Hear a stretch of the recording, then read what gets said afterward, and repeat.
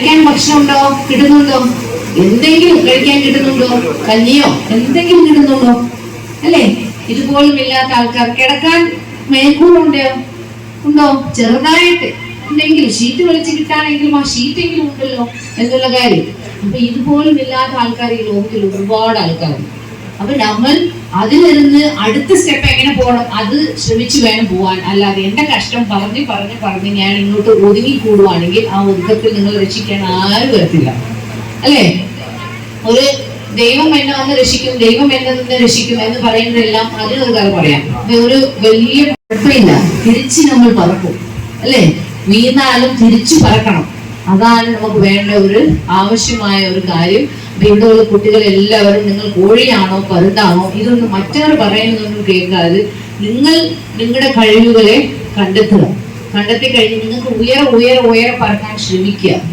വീണാലും നമുക്ക് തിരിച്ചെണീറ്റ് പറക്കാനുള്ള ശക്തിയോട് വേണം തിരിച്ചെണീറ്റ് പറക്കാൻ. അല്ലാതെ നാട്ടുകാർ പറഞ്ഞു ഞാൻ വീണു അതുകൊണ്ട് എന്റെ ജീവിതം ഇവിടെ അവസാനിക്കുന്നു എന്ന് പറഞ്ഞാൽ നിങ്ങൾ പരാജയപ്പെട്ട ജീവിതമാണ് ജീവിക്കുന്നത്. പക്ഷെ ഒരു ആളുടെ ജീവിതം പരാജയപ്പെട്ട ജീവിതമല്ല. ദൈവം എല്ലാവർക്കും ഈക്വൽ ആയിട്ടുള്ള കഴിവുകൾ അനുഗ്രഹിച്ചിട്ടുണ്ട്.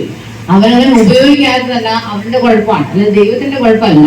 എനിക്ക് ഇങ്ങനെ ജീവിതമായി പോയല്ലോ, അയ്യോ എനിക്ക് കഷ്ടമാണ്, എന്റെ ജീവിതം മൊത്തം കഷ്ടമാണ്, ഇങ്ങനെ പറഞ്ഞുകൊണ്ടേ മറ്റേ ആൾക്കാർ പറയുമായിരിക്കും. കാരണം അവർ ഒരിക്കലും അത് ശ്രമിച്ചിട്ടില്ല, അല്ലേ? പക്ഷെ ശ്രമിച്ച് നിങ്ങൾ ഒരു പ്രാവശ്യം പരാജയപ്പെടുമ്പോൾ പിന്നെ പഠിക്കും. അടുത്തൊരു പ്രാവശ്യം ശ്രമിക്കുമ്പോൾ കുറച്ചു ദൂരം നമുക്ക് കടന്നു പോകാൻ പറ്റും, പിന്നെ പഠിക്കും. അപ്പൊ ഈ കോഴിക്കൂട്ടത്തിൽ പരുന്നാറാനുള്ളത് നിശ്ചയിക്കേണ്ടത് മറ്റു കോഴികളല്ല, സ്വയം പരുന്ന് തന്നെയാണ് തിരിച്ചറിയേണ്ടത്. കാരണം മറ്റു കോഴികൾക്ക് ഇത് പരുന്നേറാൻ അറിയത്തില്ല, അല്ലേ?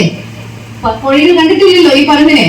അപ്പൊ കോഴികൾക്ക് അറിയത്തില്ല ഇത് പരുന്നേറാൻ. അപ്പൊ സ്വയം തിരിച്ചറിയേണ്ടത് നമ്മൾ തന്നെയാണ്. നമ്മുടെ കഴിവുകൾ എന്താണ് നമ്മൾ തന്നെയാണ് തിരിച്ചറിയേണ്ടത്. നമ്മൾ ഉയരെ പറക്കുമ്പോൾ തിരിച്ചു വരവ് എന്ന് പറഞ്ഞാൽ ഞാൻ ഒട്ടും പ്രതീക്ഷിക്കാത്ത ഒരു വരവ് തന്നെയാണ്.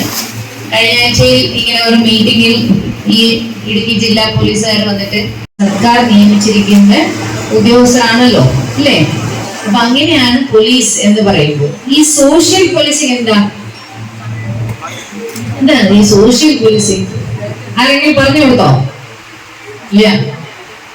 സോഷ്യൽ പോലീസിങ് എന്ന് പറഞ്ഞാൽ കുറ്റകൃത്യങ്ങൾ നടക്കാതിരിക്കാൻ ഉള്ള കുറെ പ്രവർത്തനങ്ങൾ കേരള പോലീസ് ചെയ്യുന്നുണ്ട്, അല്ലേ? വരും മുമ്പേ.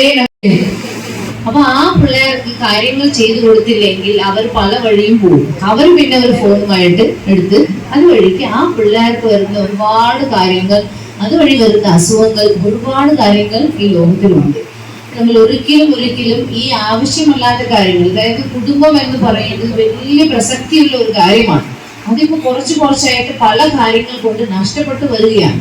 അത് പ്രത്യേകം പറയുവാണെങ്കിൽ മൊബൈൽ ഫോണാണ്. മൊബൈൽ ഫോൺ നമ്മൾ അങ്ങ് ഒരു വീട്ടിൽ തന്നെ 4 മൂലയ്ക്കാണ് 4 ആൾക്കാർ ഇരിക്കുന്നത്, അല്ലേ?